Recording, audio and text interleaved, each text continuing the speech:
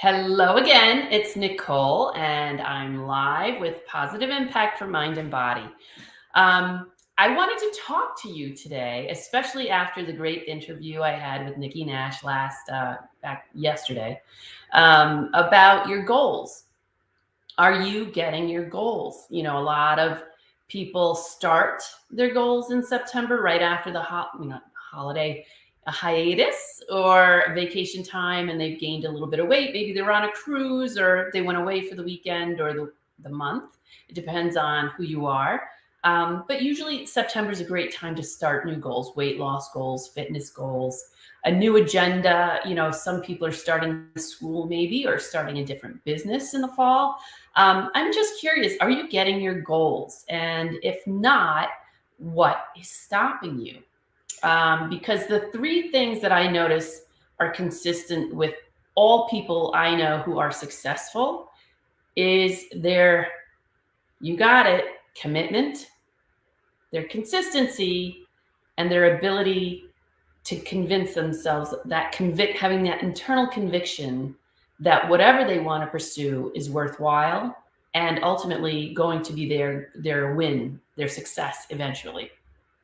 So one of the things I find when I give people a lot of assessments, fitness assessments and weight loss assessments, and I find it interesting that everyone paints a very, very pretty picture of their current life, which may be the case. But when I ask them, then why haven't you accomplished this goal before? Or why are you coming to me? People come to me with very serious weight loss issues. Like they've been over this and over this and over this again. On a roller coaster, yo-yo dieting, etc. And what I find is that people who have that pattern in their life, right, that yo-yo dieting, that up and down kind of scenario, it's in conjunction with their own personality and how they view the world. Have you ever noticed that? Just saying. If you haven't noticed that, maybe check in with yourself. And this is a little self-check and a little awareness self-check. And I have this in a new assessment I'm offering online on my website, probably launching it next week, self-assessment for weight loss. And you're going to be surprised because almost all of it is about your personality and your mood. I have been giving assessments for the last 8 years, like I said, in fitness and wellness and weight loss, etc. And in that time, I've added more assessments. So it wasn't just like a traditional PARQ health history questionnaire about, your background, your fitness history, surgeries, medications you're on, etc. It's also about, your personality. What kind of personality do you have? And do you have any schemas? Schemas are things that kind of impede your personality or make it difficult for you to be who you truly are. And then there's also the metabolic questionnaire I added to that, as well as an neurotransmitter questionnaire. And then I give a psychic reading. So I was giving all of these assessments, really, really highly detailed assessments for a very long time. And then I realized, what am I really looking for? Because as I collated that information, crossed that information from one assessment to the next, there was this consistent pattern that was happening for people who were consistently gaining weight. And that pattern had less to do with the physical manifestation of their weight gain or their illnesses or their medication protocols or whatever they were doing. It had more to do with how they thought about themselves, their relationships, their environment, and how they communicate, if they felt safe. All of those things had more to do with their weight loss goals than anything. Everything else was superfluous. So I am now going to start offering that assessment on my website. However, if you are not getting your goals and you find yourself falling off on any one of the 3 C's, right? That's conviction, commitment, and consistency, then you have to dig a little deeper, okay? And this is just like I want to say a little foreshadowing of some of the assessment I'll be offering on my website soon. What are you feeling on a day-to-day basis? And this is crucial.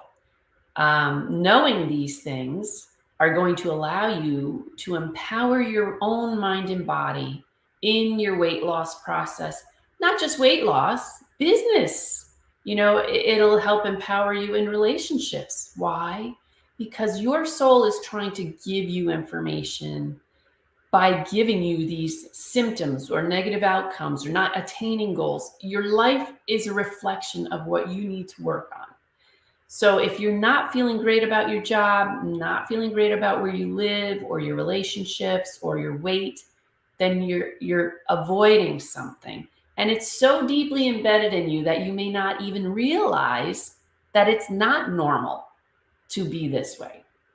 So that's the bigger aha moment that a lot of my clients have, is that they had no idea that their past trauma, that their negative relationship at work, or their constant stress in their home environment is actually causing them to gain weight, whether they go on a fantastic diet that worked for their friend or not, whether or not they're doing interval training, weightlifting, or if they decided to start rock wall climbing, to stay active. It is not going to work unless your mind and body are working in conjunction with each other. And this was also a part of a channeled message that my angels had given me about the assessment that I'm putting on my website. They basically said that, weight loss is not about the issues that we have in our life or what we're eating or the diet or exercise. It's about control. And not having that control is not the bigger issue. So we feel it's about having peace more than control, in other words. So we feel more at peace when we have control over our own minds and bodies. But how can we do that? And I don't know about you, but I am inundated, bombarded with distraction after distraction after distraction. Notifications from emails, my cell phone, and Facebook and Instagram. Then if that's not the case, then it's one of my kids or my dog walked in the door, or I have to find someone's phone because they can't find it. The list can go on and on and on. And I'm sure if you live in a family and you have your own kids, your own lifestyle, you know what I'm talking about. So what do we do in order to make our priorities, our internal priorities, the most important thing for us so that we can attain our goals and be more successful? You can't turn off your kids. Sorry, it just doesn't work that way. Nor can you turn off your own needs. Like sometimes I just have to unplug at the end of the day. I'd love to keep going, but if I don't unplug, then I'll just feel totally drained the next day for my podcast or something like that. That means a lot to me. So one of the ways that I have systematically started cutting back on those things that are distracting me from my goals and my 3 C's is to cut out notifications. And I don't activate them unless I am not writing, I am not channeling information, I'm not giving Reiki, I'm not training someone. So I turn off all notifications for about an hour at the end of every day, and then I catch up. So you may want to turn off all notifications for a while, see how you feel about it. I know some people who are truly, truly like dopamine addicted to like Facebook or getting a feed on Instagram. They can't put their phone down at dinner time. Try to practice doing that periodically, because I think that's going to help you recognize where you're getting distracted and where you could be spending your time better in a better way.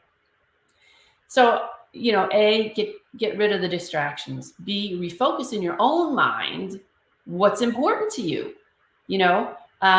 Finding out what kind of cake they served at your high school graduation friend's birthday party 3 weeks ago is going to be less important to you than your weight loss goals, than your business goals, than your relationship goals. You have this opportunity to kind of hone in and create your wish list and then make each and every one come true. The other thing I like to do sometimes, and all the famous authors, all the millionaires, all the big business people I've ever known or have ever looked at on YouTube or Instagram or Facebook have the same attitude. They wake up every morning reaffirming their own goals to themselves and the fact that that's the most important thing for the day. And I love a few of the millionaires I've watched have a habit, and this is beautiful, to do 3 things a day to get them towards even more closer to their goal. Am I saying that right? More closer, is that right? Getting them closer to their goal and even more successful at the end of the day. Some of the other things I find that people neglect to relay to me, especially in an assessment, is their denial or their habit of denying that they have to make progress. It's just an interesting thing. If you don't set your goals and write them down in advance, just as the Think and Grow Rich book by Napoleon Hill, everyone and their brother has ever read that who's been successful that I know of. And now there's a movie out about it, which I'm really excited about. I want to see it myself. They all say the same thing. You have to be specific about your goals. Even NASM, my National Academy of Sports Medicine certification, says the same exact thing. You have to be specific about your goals. What you want. First of all, what is it exactly? Not like I want more money. Because like the example always is, well, if you found like a quarter on the floor, you have more money. So you have to be really specific about what you want, when you want it, how you're going to attain it, and then maintain that thought over and over and over again, how you're going to keep that as a ritual in your life, in your daily habits and your life, so that you're creating new neural pathways each and every day and not just when it's convenient and all the distractions go away. So you have to enforce that schedule on yourself. One of the things I find really interesting is, when you've actually attained a goal, you kind of step back and think, wow, those were subtle things that I did. They weren't overly dramatic or difficult. They were just subtle, small changes that I made that made the biggest difference. So keep that in mind as well. What can you do today to attain your goal tomorrow? What can you do tomorrow to make it grow even bigger? And that is, I think, the most important thing when you're thinking of any goal. And I always address people because of the weight loss issues and things that we have in our country right now. Obesity is on the rise, but so is poverty, and I don't want to see anyone suffer. I don't want to see anyone be without. So let's work together on this during the course of the next several months. I'm going to be here for you, helping you discover your goals, attain your goals, maintain your goals, as well as building that mind-body connection that you need in order to succeed. So I'm going to be providing new assessments, well, at least one new assessment and many new meditations, because that also is, I want to say, not the icing on the cake. That's the oil in the machine.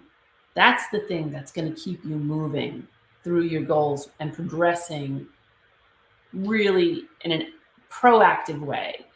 So I will keep you all posted and updated on all that information. And I'm going to include my website because right now those meditations are not up just yet. But when they do, you might want to check out my website. And it's mindbodymastery.org. So if I spelled that wrong, you know how to spell it. Mindbodymastery.org. The other thing you can do, even if like you hate this podcast but love the mind body idea, I have a lot of information about exercise, metabolism, mind body training, mind training. So if you'd like to just check out what I do, you can find me anywhere at Nicole's MBM, Instagram, Facebook, and Twitter. I'm also on YouTube. I have a humble little following there. Maybe you want to join that. That's on Nicole Fevrier Davis channel. And in the meantime, enjoy and love your mind and body. And I will see you next Tuesday, Thursday at 1 p.m. I'm trying to get back on schedule. Love your mind and body, and we'll talk to you next week. Have a great weekend and enjoy your mind and body. Bye.